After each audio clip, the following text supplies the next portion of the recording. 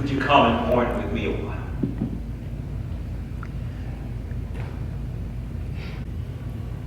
Hear the cries of your children. Be our strength and our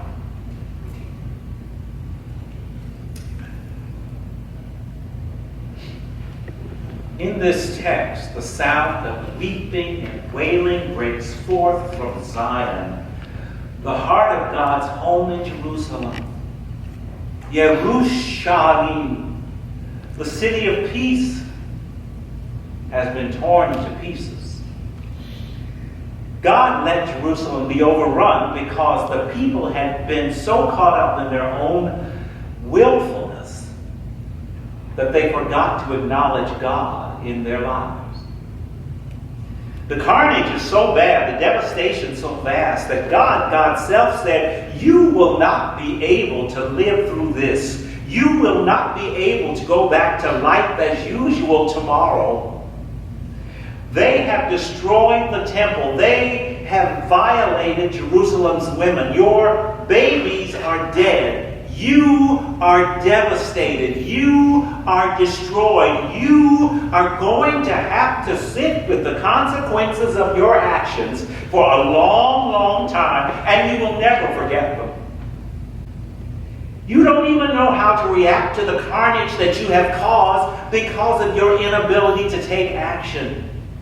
You are in denial. You can't cry enough tears. So call the weeping women and select the wisest, the ones who have head knowledge and heart knowledge, skilled poets and artisans who really understand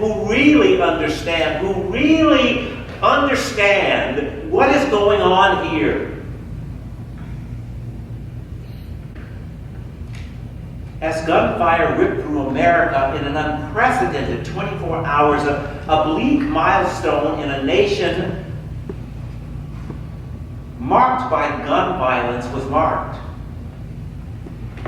There have only been 216 days in 2019. Yet there have been 251 mass shootings in 2019. A shooting spree early this morning at an entertainment district in Dayton, Ohio, which left at least 9 dead. I know you know all of this. You've heard it on the radio and the television. And 16 hurt. Notched an even darker statistic. More mass shootings than there are days in the year. That incident followed a rampage Saturday at a Walmart jammed with back-to-school shoppers, American back-to-school shoppers, and Mexican back-to-school shoppers coming across the border because in Texas and in Ohio they were having tax-free days so you could buy school supplies for your kids. In El Paso, 20 were dead and 26 injured.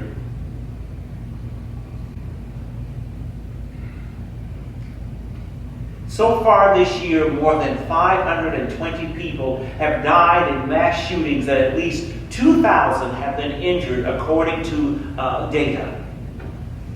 The bloody 24 hours also came at a particularly painful week. 2 people were shot and killed at a Walmart store in South Haven, Mississippi, south of Memphis on Tuesday. And as you know, 3 people were killed by gunfire Sunday at the Gilroy Garlic Festival in Northern California. Jeremiah is right. We have to call for skilled help because you and I cannot cry enough tears. We don't even know how to react to the carnage that we ourselves are causing by not acting. And worse yet, we are in denial. We think we are in safe places with locks on our doors and cameras on our front porches and 9/11 on our speed dial. So we're safe. We are in denial. We are in denial when manufacturers are making billions of dollars off of internet games like Conan Exiles. Any of you heard of that? Or Dark Souls in the Ring City. Any of you know that game? And my favorite, Dead by Daylight, where kids play remorseless killers and where the object of the game is to kill as many as possible in order to sacrifice them to the evil entity. It's a game you can buy for your children where the evil entities are the heroes. So if people can be wiped out on a video screen, why not wipe them out in real life? What's the difference? We are in denial when we don't know that a man in West Virginia, known only as Durwood, has successfully 3D printed a fully operational, semi-automatic weapon with 95% of his parts. He's been able to print that out. We are in denial when we think that hurtful, nationalistic, racist words coming from those in authority and sanctioned by others in authority don't give permission for haters to kill. Here's what denial looks like. I got to go for a couple days to wish my mother a happy 93rd birthday. And as I was leaving, my sister was taking her grandkids to the mall in Ohio to buy school clothes for them before they went off to their new home in North Carolina. And it's for the reason I said earlier, Ohio was having a tax-free weekend for families buying school clothes. And as soon as I heard about El Paso, where families were also shopping for school clothes from both sides of the border, not aware that a man was driving clear across Texas with hatred in his heart to kill as many Mexicans as he could find. As soon as I heard about that, I texted my sister in Ohio and said, "Thank God you and the kids are safe in Ohio." The next night, 60 miles away from where my sisters live, we've driven that a couple of times in a day. And you know how close Dayton is. The next night, somebody wasn't safe. Because guns have become more than tools, because somehow they have become woven into the fabric of what it means to be free, to be an American. Someone has said, it is almost as if we worship them. It is almost as if they have become our false gods. We certainly seem to be preferring them to our own safety, to our children's lives. Do you see why we have to listen to the women keening? We can't keen for ourselves. Listen to those around you who are crying tears coming from a place so deep that most of us can't even get to them yet. Did you see on the television the woman outside of the Walmart who knew that her mother was lying on the Walmart on the floor and no one would check and no one would let her in and no one would give her any information? That's keening. That is deep grief. And we are called to be in deep grief with her. You and I must keen with her, with every other family that has ever lost a beloved to gun violence.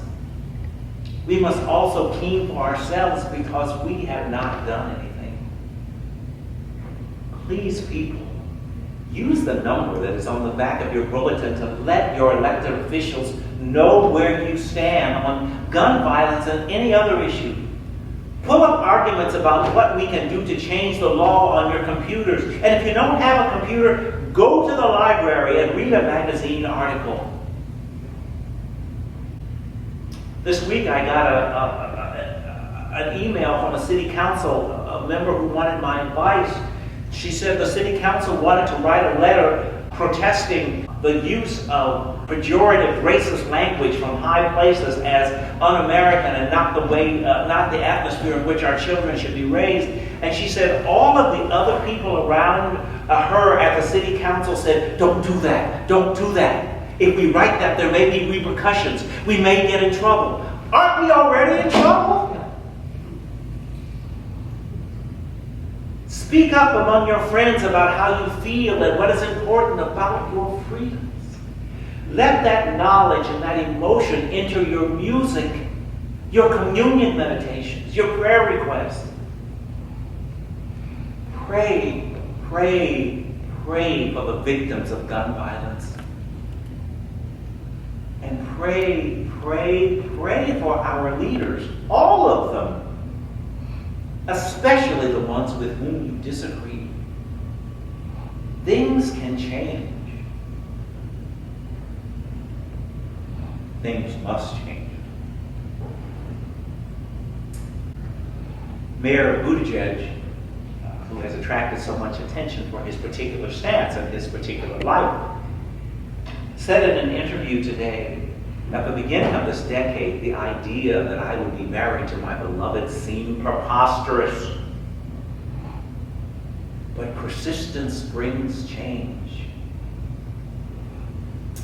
You and I are called to be persistent. So cry, keen, mourn, lament, but then see clearly. Pray and change.